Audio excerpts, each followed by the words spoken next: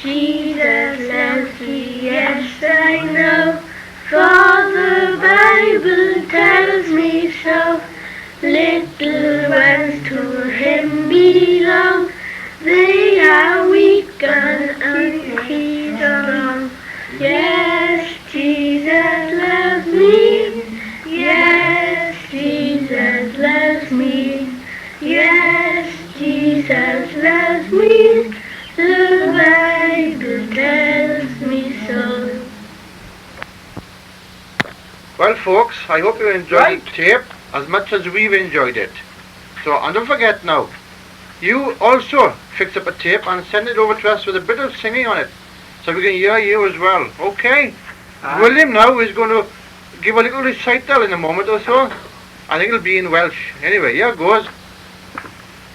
Rolapian trad mewn ugain llwyd fel pawb ydyn y traen, a siglo llaw a cwmffred llwyd a chanu iach I jen. Chwbanad y peiriant mor grif ag y groch fel gwychiad sorianed cym I gwn y hoch. All right, meddwl rhywun a chanid y gloch. Mewn ergyd y piff, a piff, a piff, piff, piff, elta sgenta o flan a hi, fel rai o banellau, o res yr gellau, yn agor yn safnau yn syn. Ond wel ni yn sydyn, yn neb yn anadyn, mewn hanner mynydyn, dros dybryn a bryn.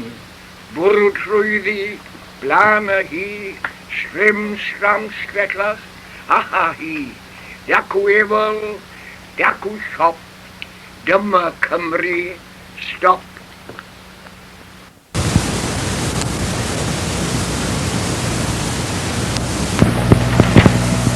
Well, Heidi, Bernard and Caroline, I am sure you will both enjoy the few renderings given by the Morriston Male Voice Choir with a brief summary of the history of its formation by Ivor Sims 27 years ago.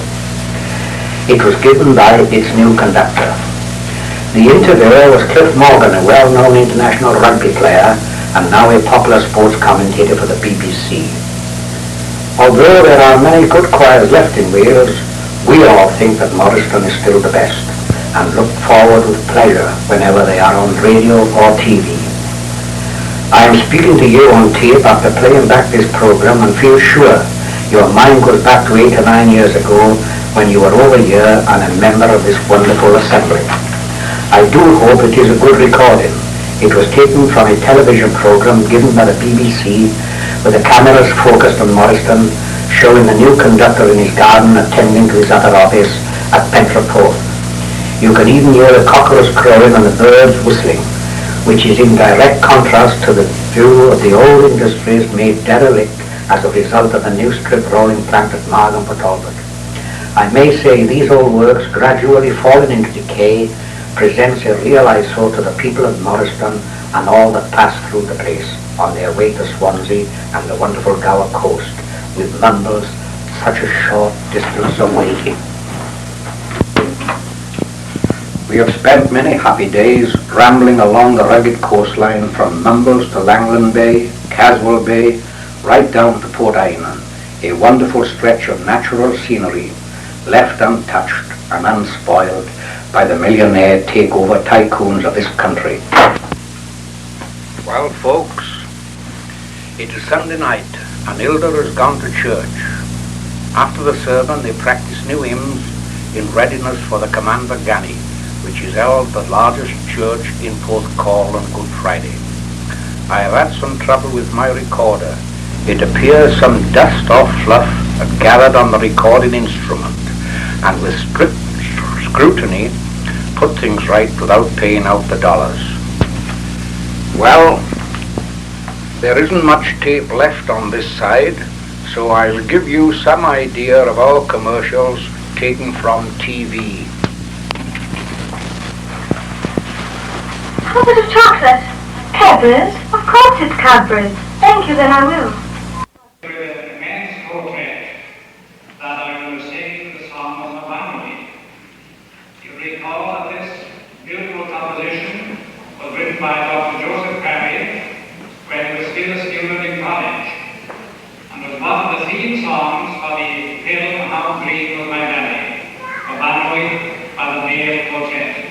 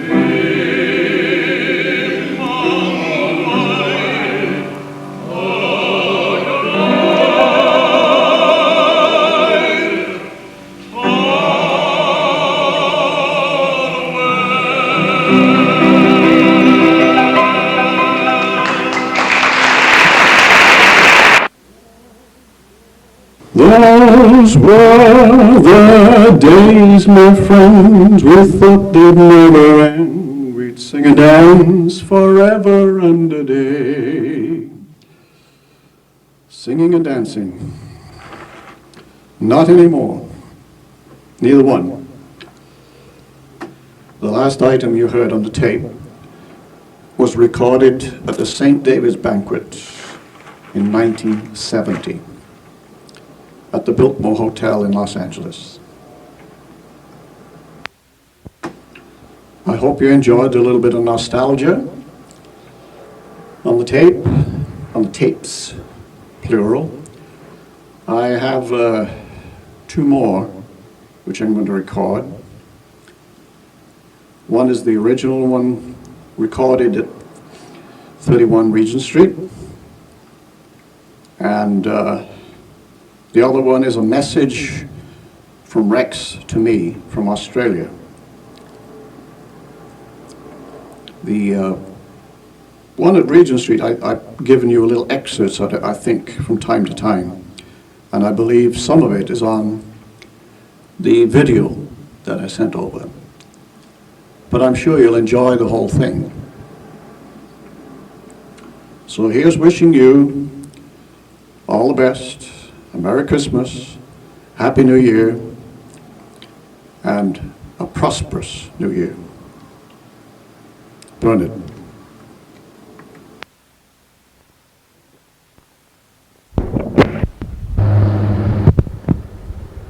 Well, greetings from the sunburned country, Australia, to you in Glendale, California. Well, where does one start? And what does one say after to break a silence of more than 20 years? Well, first let me thank you for your letters, Bun, and the tape. I enjoyed the singing and the playing by the kids.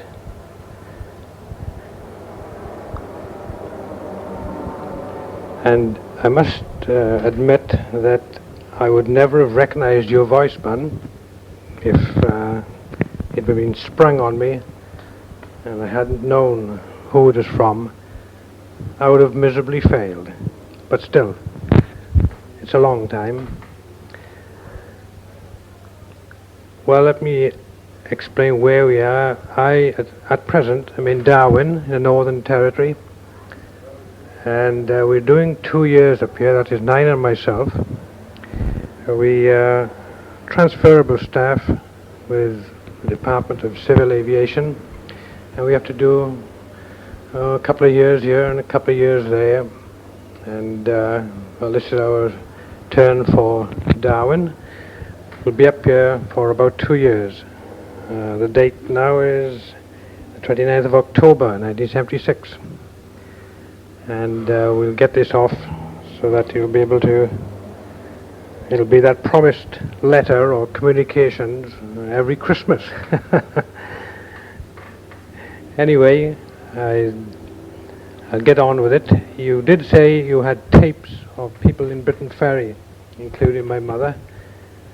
Yes, we would like to hear them, Bun, if you could duplicate them or send them out and we'd send them back, whichever you think is best.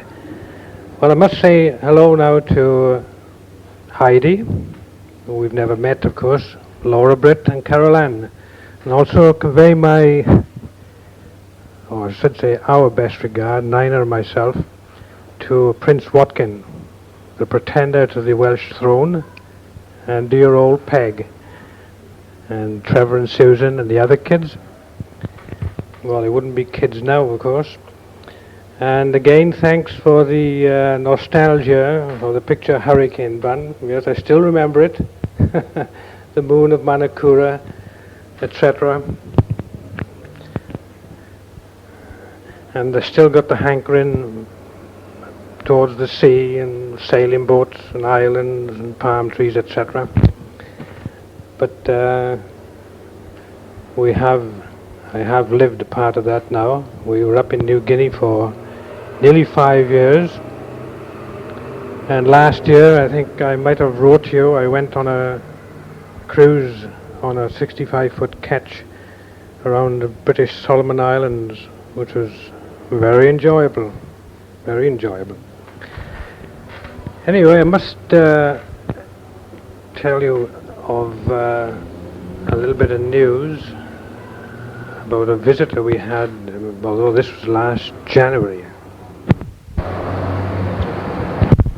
We were home at his Brisbane, in the house there, and incidentally John has checked his job in with Mount Isa Mines, and he's living with us now in Brisbane, or until we left for Darwin. And one evening the phone rang, and this very Welsh voice asked for John. Evidently John went to the phone, and it was David Phillips, Sylvia's brother. And of course the first question asked was, where are you ringing from? And he said, Brisbane. Well, evidently, to cut long story short, he was out in Brisbane for Volvo, the Swedish firm which he works for, on some sort of a promotional scheme or technical thing. And he didn't really know us, that's neither myself, but of course he met John in 1971 when John was home.